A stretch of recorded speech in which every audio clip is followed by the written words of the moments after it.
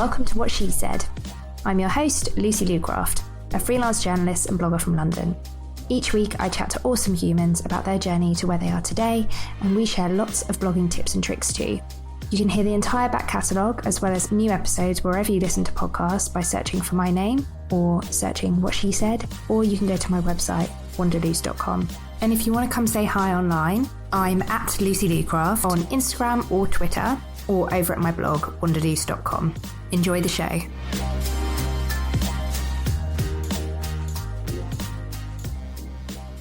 Hi Jen, welcome to the podcast. Hi, how are you doing? Good, thank you. How are you? Yeah, very well. So, for anybody that doesn't know who you are, and I don't think there'll be many, but if they don't know who you are, would you mind introducing yourself and just telling us a little bit about your blogging journey so far? Sure. My name is Jen Thorne. I run the blog A Beauty Junkie in London and have been doing so for nearly 9 years, which is insane. Wow. It was largely a beauty blog when I started out, but over the years it's kind of morphed into one of those sort of beauty, lifestyle, all sorts kind of things. So I cover a bit of travel, I cover a bit of beauty, a bit of home stuff, and I've got a baby on the way. So I've started talking about that a bit on there as well. So do a bit of everything alongside working as a social media consultant as well.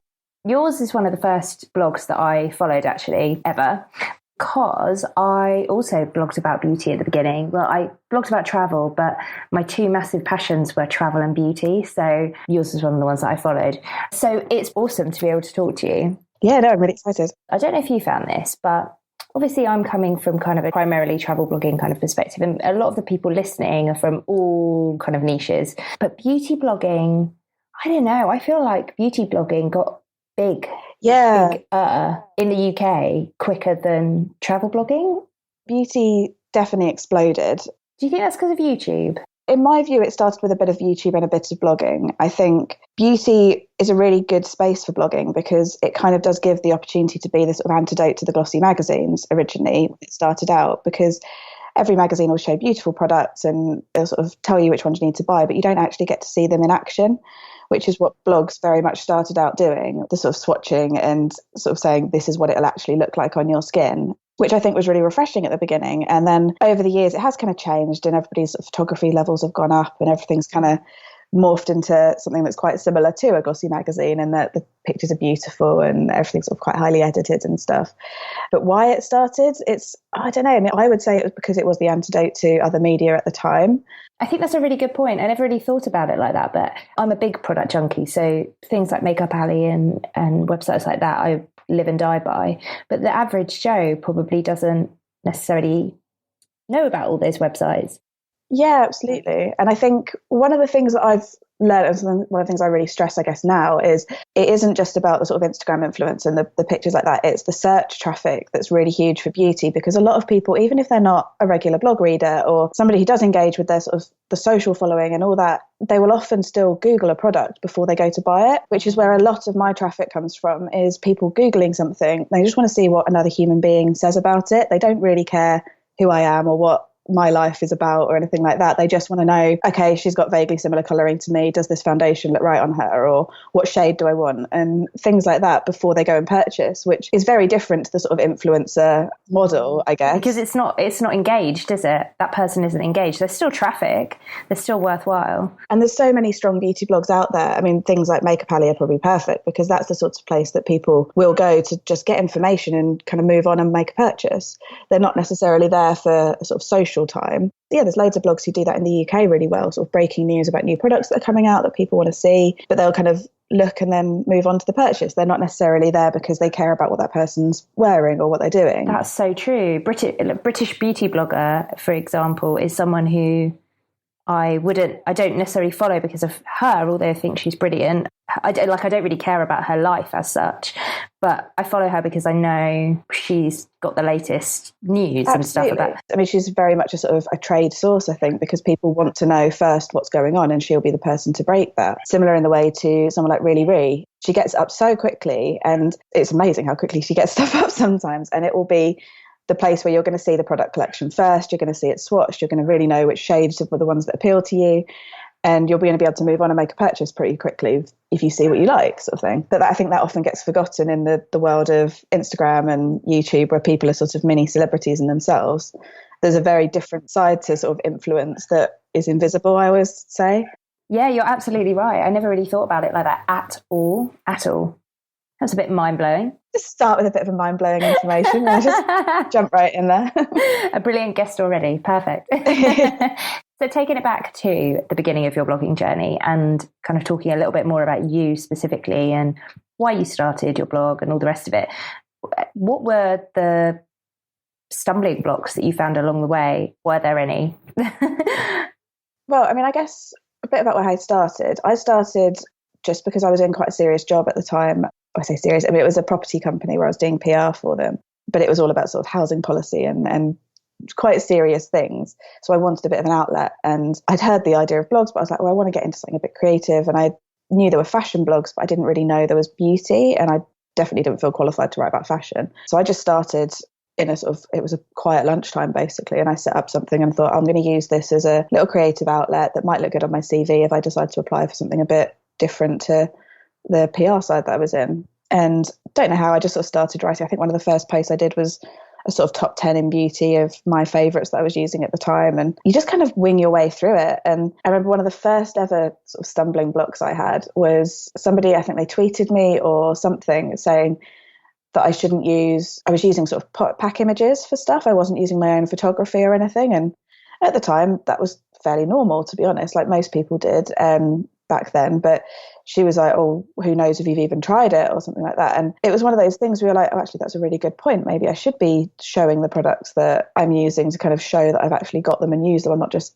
making it up. So it's little things like that that have been really good. Sort of almost getting pointers from people reading as you go along. I wrote a post about this recently called Here's to the OG Blogger, which is the I love that. Original gangster. Thank you. And it seems to have gone down really well, but it really hit the nail on the head in terms of we started from a place where nobody knew what they were doing and you kind of just wing it all the way through. And now we're at a place where there's endless articles about how to blog and how to make money from blogging and how to set up a blog and how to grow your followers and all this sort of how-to guides, when actually we just started from a place of, I just want to write about beauty because I really enjoy it and I want something a bit creative. And it all kind of snowballed from there. And my view is almost ignore all those bits of advice in a way and just do what feels right to you. You'll find your way. I mean, the internet's a big place. There's definitely enough room for everybody. So if you ever feel like you're hitting a sort of stumbling block, just kind of take it back to basics in a way. If you're not feeling creative, then don't do it. It's not the sort of thing you can force, especially if it's a hobby. It's not a big deal. Like, the internet will still be there if you take a break. Don't worry. Don't panic that all your followers are going to go, oh, she hasn't posted for 2 weeks, then I'm going to ignore her. Like, it's not going to happen. People understand that it's not always a day-to-day regular thing. The amount of stumbling blocks I've had over the years, that would be like a whole series of podcasts, I think. There's so many. I mean, just touching on some, I suppose, the transition from it being a hobby to part of my job, that's quite a big challenge because you kind of have to start thinking of it quite differently. You have to be a bit more business minded, and I'm independent. I don't have like a manager or agent or anything like that. So every bit of negotiation is down to me, which in some ways I love, because in a control freak in me absolutely loves knowing like everything that's going on and looking after it myself. But the other side of me that has to have difficult conversations and say no to certain things and stuff like that is sort of cringing on a daily basis, basically. So, and what about some of the kind of growth game changers? How long were you kind of blogging part-time before you made the leap? I'm coming into my 5th year of working for myself. 5 years, I think I was doing it independently, and now I'm into my 5th year, so it's 4 years I've done it, so it's 9 years. Wow. That's right. Yeah, 5 years doing it as a hobby, 4 years doing it professionally. Which is scary to look at. Yeah. Think of it that way.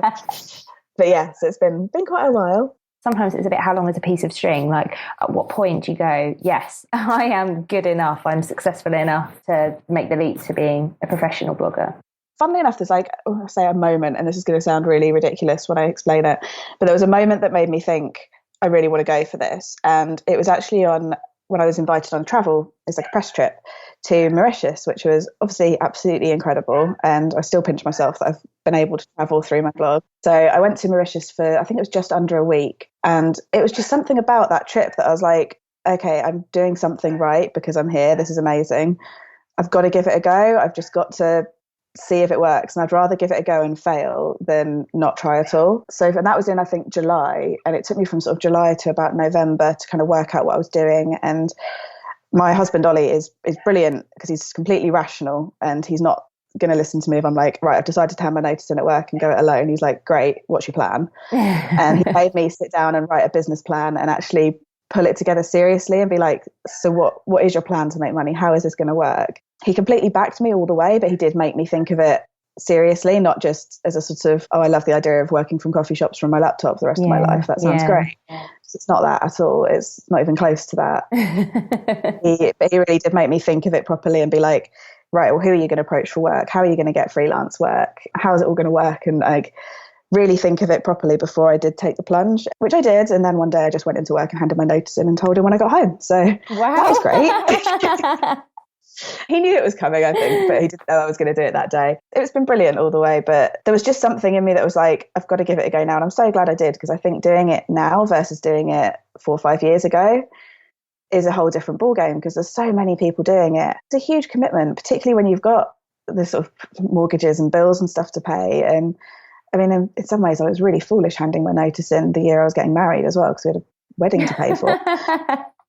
But made it work. And it has all come together, and somehow it has, and it's worked really well, and I've absolutely loved it. I've had a lot of challenges along the way, but it's definitely the best decision I ever made. That's awesome to hear. I would agree with you. It's definitely the best decision I've ever made, and almost a necessary decision, because I just can't do office work anymore. Yeah, the idea of going back to office life. Oh God, I don't think you can. I think it's really hard to go back. Absolutely. I think some people do go freelance and then realise that actually office life is for them. Yeah. And I think I know that quite quickly. The only time I find that I miss office life actually is usually around Christmas. Me too, yes. Because it's like the Christmas parties. Christmas party. That'd be so much more fun. I completely agree. The rest of the time I'm like, you can keep your office politics and there's just so much about office life that I don't miss at all. Yeah, totally. One of the things that me and you were chatting about on Instagram, I don't know if you're in the same place I'm in now, but I've certainly lost my blogging mojo, and that's what we were kind of talking about. Coming up against challenges. I really think that this happens when you're not just in blogging, but in freelancing, but particularly in blogging, it's so emotional. You put everything of you into it. The highs are high and the lows can be really low. Absolutely. So I'm finding at the moment, I'm a bit like, well, every day I kind of go from, my God, I love this, I need to make it work, and being really motivated, to, oh my God, I can't be bothered with this, I'm chucking it all in, I'm going to work as a receptionist because I just can't be bothered with it anymore. Yeah, no, I've definitely been, probably in all honesty, for the last 18 months, maybe even 2 years, I've gone through real ups and downs of that for so many different reasons, from just being like, you know what, I don't think I can write about mascara again, because I've been doing it, and like at the end of the day, mascara is mascara. Like as much as I love a new one, and I'm always trying to find the one that's going to be the one I stick with.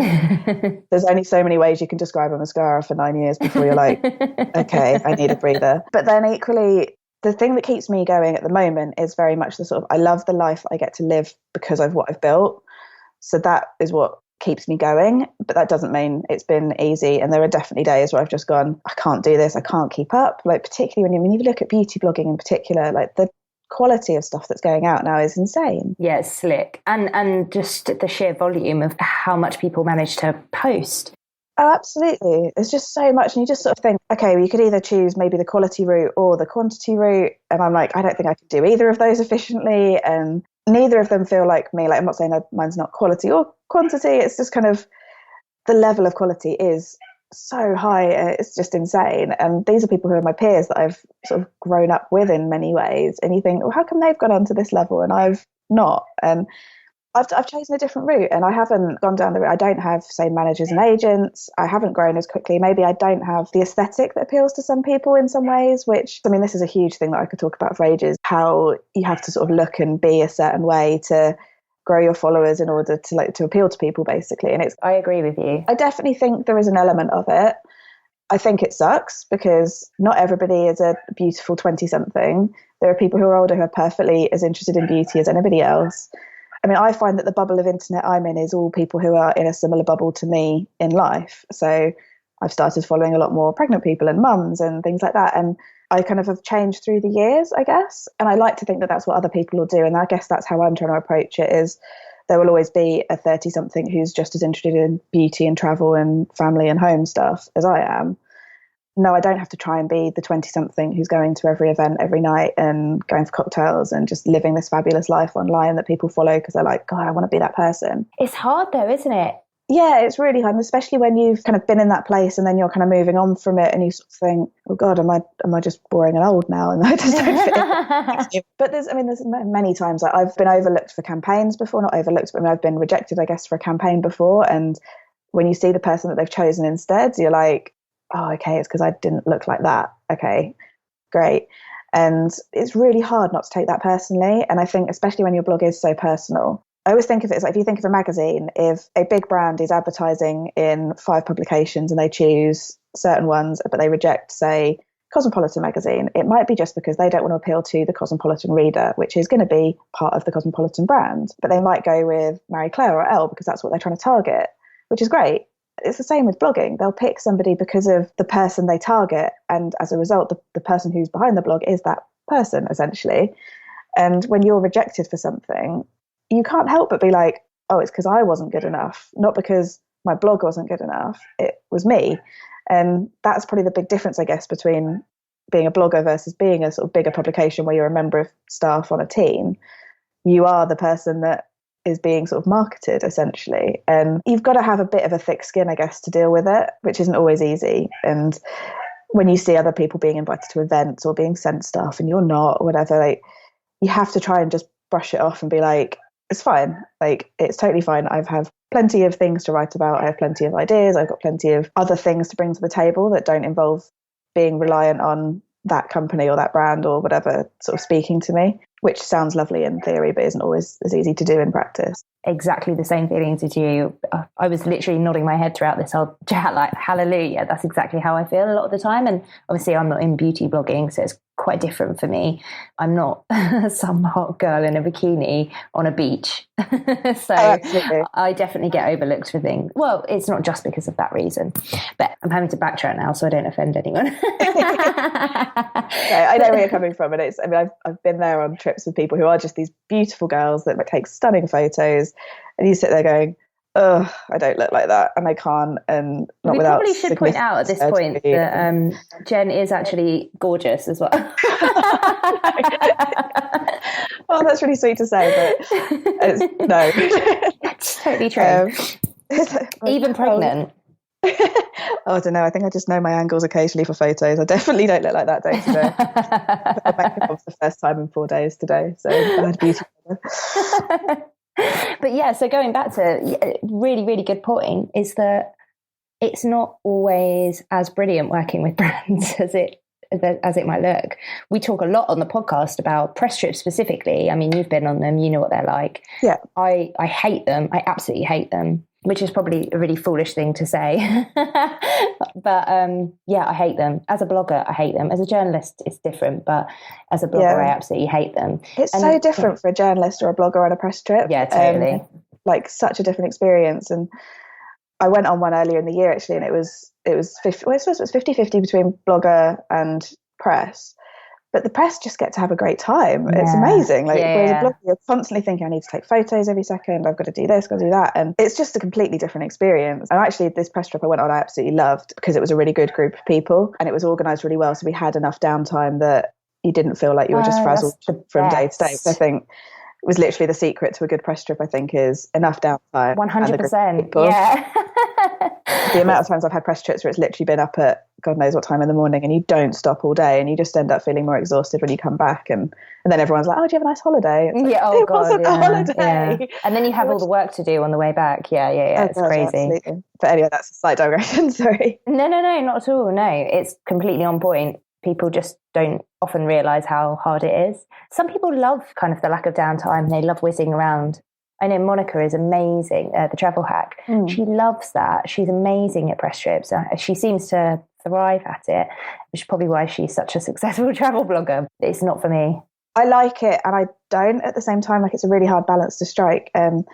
When in my social work stuff before I finished and went freelance, one of the brands I was working with was a travel brand. So I actually was organising some press trips for bloggers and things like that. And I think because I was coming at it from a blogger perspective, I knew to do things like we had to make sure there was Wi-Fi, which in this setup of the press trip was actually not as obvious as a thing it would be.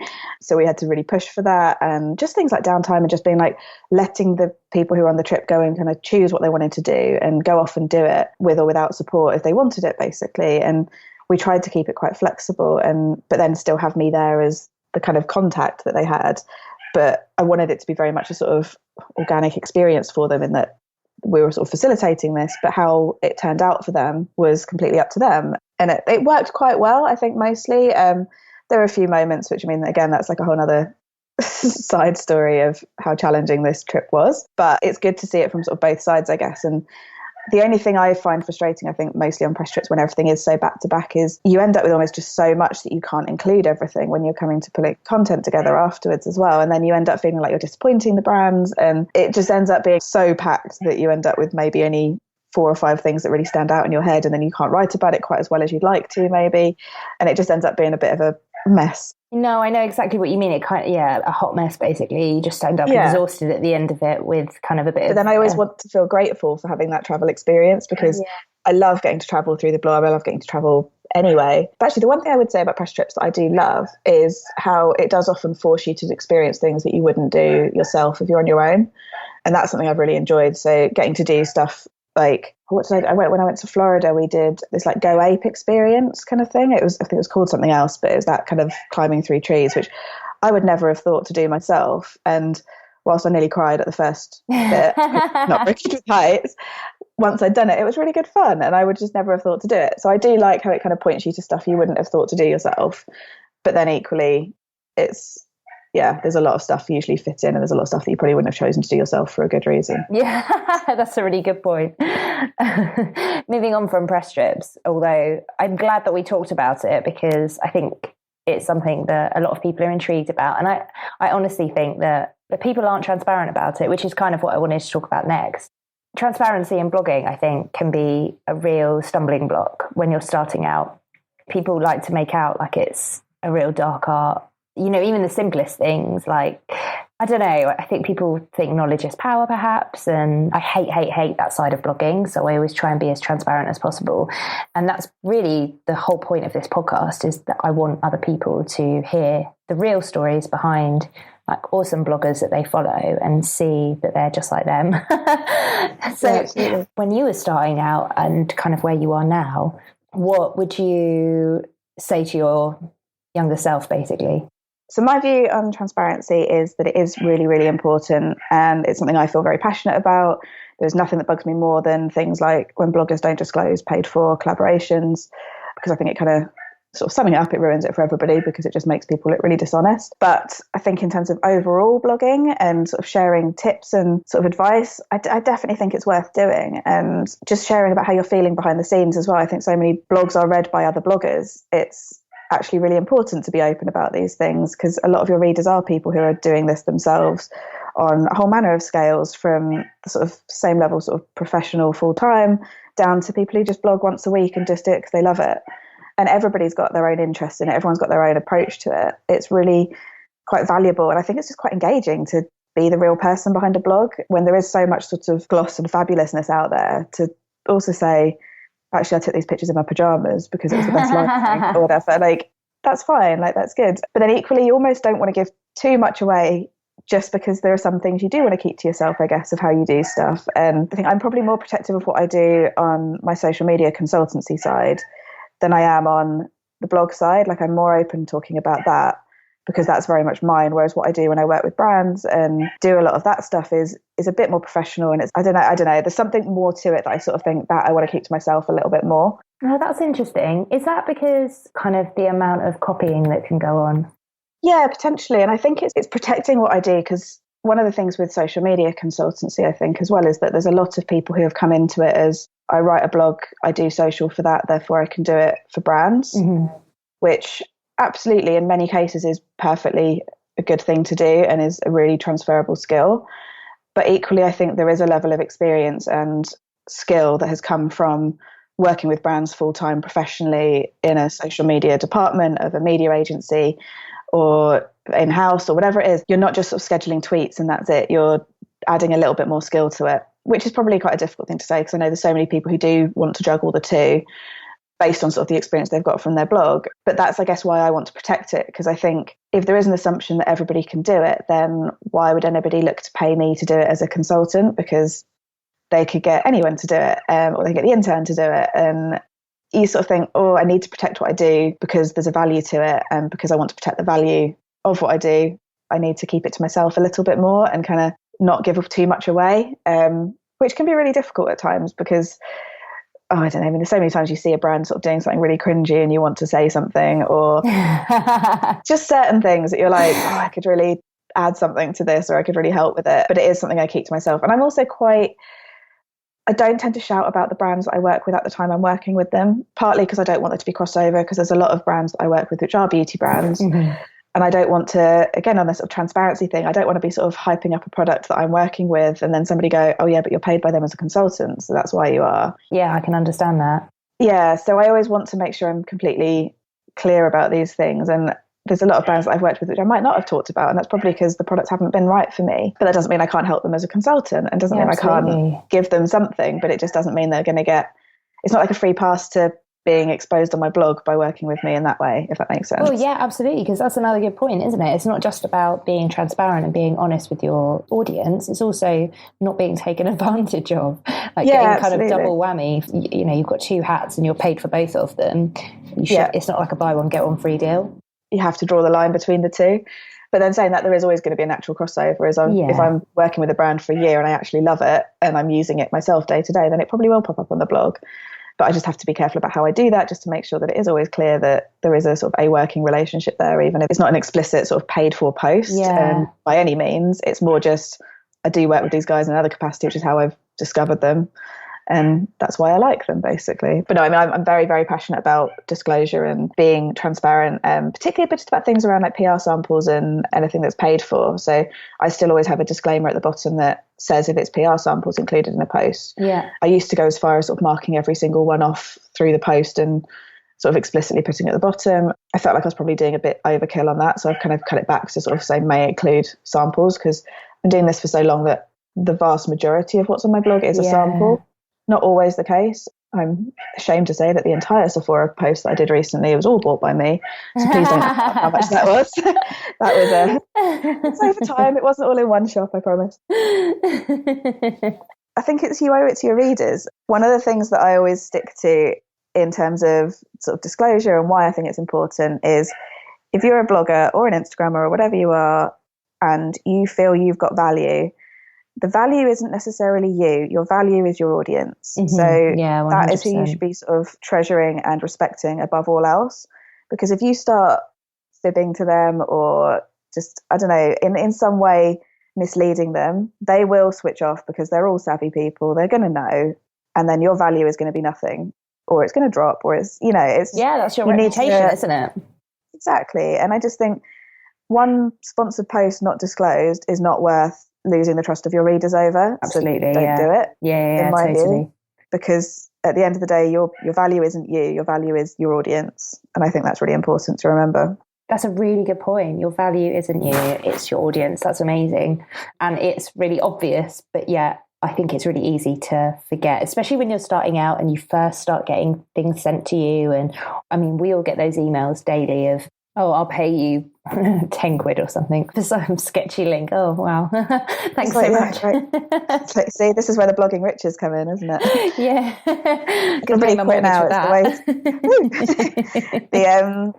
What was it? There's something I saw recently. It was a debate on Twitter, and it was a really interesting one. And it was all about the view of, I don't work for free as a blogger, and if a brand approaches me, I should be paid money for it. Oh God, that old argument is it gets so heated, doesn't it? It really does. And I completely understand that people want to feel valued in what they're doing, but you just need to be realistic about it, I think, and know that your value isn't always the time and effort you're putting in. And that's not to say that you should do it for free. If you don't want to do it for free, fine, don't do it. But don't expect payment necessarily just for the time and effort. I mean, I likened it to, I think it was like playing on a football team or something. Like, there's going to be the Ronaldos of the world who are going to be paid millions for the time of playing football. But there's also the ones that go out and do it on a Sunday and they don't get paid, but they just do it because they love it. That's okay as well. And then there'll be the ones in the middle who might get paid a little bit, but not enough to stop doing their other job in the daytime. That's kind of like anything with blogging. Like there's going to be professional ends of the scale, which, yes, part of your payment should be being paid for your time, your effort, and your audience as a sort of combined, that's how you work out your fee.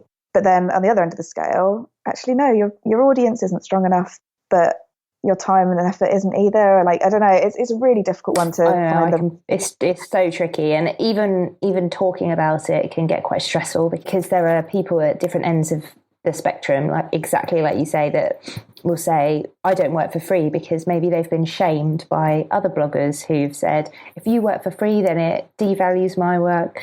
So maybe then they take a hard stance. And yeah, that's so true. But you have to look at it completely on a case-by-case basis and be okay with whatever your choice is for you and not judge other people. It's kind of my view about it now. I know my rates, I know my worth. But also this takes us back to a point that Monica and I touched on in episode 1 of series 2. Blogging becomes a lot easier when your page views go up. And even though engagement is so super important, if you've got 10,000 Instagram followers, but not a single one comments, or 5 of them comment, and you never show any influence, then, you know, whatever, that's also not great. But likewise, if you have 200 Instagram followers, or all 200 of them, actually, no, that doesn't really work out. I'm going to have to backtrack myself because I'm talking nonsense, but you know what I mean, right? Yeah, no, I know what you mean. That's where I think the big challenge for, say, brands and things is working with influencers isn't always a quick win. They have to put the legwork in to make sure they're finding the right people. That's where it does get tricky, because it is time consuming to do that, because the internet's a massive place and there's a lot of people out there. You could be working on a beauty campaign and just Google top 10 beauty bloggers in the UK and you'll get 50 different articles, all of which list different people.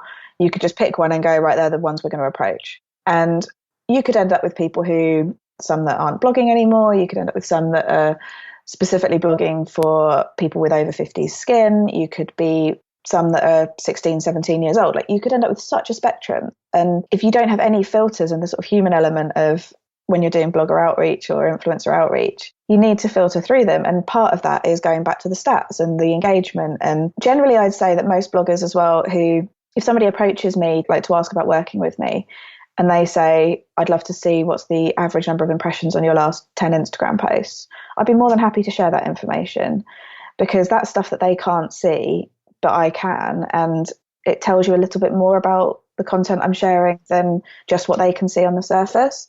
I mean, Instagram is such a minefield at the moment. You could share something that 2 years ago would have absolutely flown and everybody would have liked it, and you felt like the Picasso of the Instagram world.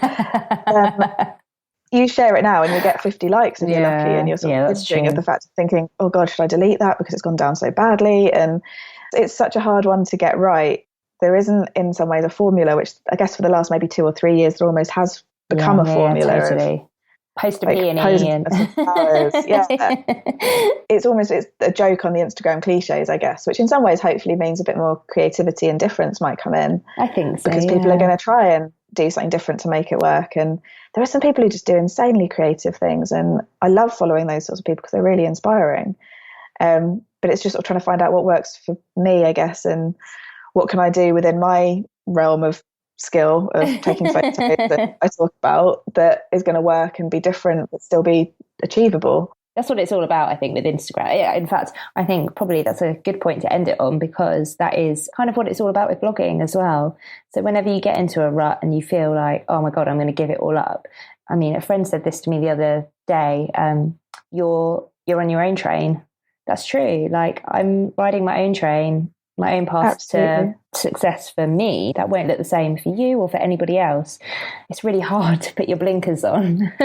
That's what I'm trying to do. I 100% say that's the best thing to do. And there's that expression of comparison's the thief of joy. That is absolutely the case in blogging. I think the worst train you can go down is the one where you're comparing yourself to others, because you're not in the same journey as them. And the best things I would say is, if you're in a rut, is go back to basics, remember why you started, look at how far you've come, and just keep doing what you're doing, and do it for the enjoyment and love of it first, and everything else will kind of flow a little bit more naturally from that. Because I think anytime you're doing content that feels a bit forced and you're doing it because you feel you have to, it's not going to come across quite as well. It probably won't go down as well. And then you're going to feel more disheartened and you'll just end up on a bit of a downward spiral.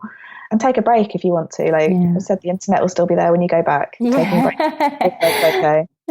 Everything will be okay. It should be fun at the end of the day. It's not meant to be as serious as it can become at times. Agreed. Where can everybody find you online? I'm Beauty Junkie LDN on Twitter and Instagram, or Beauty Junkie London on the blog.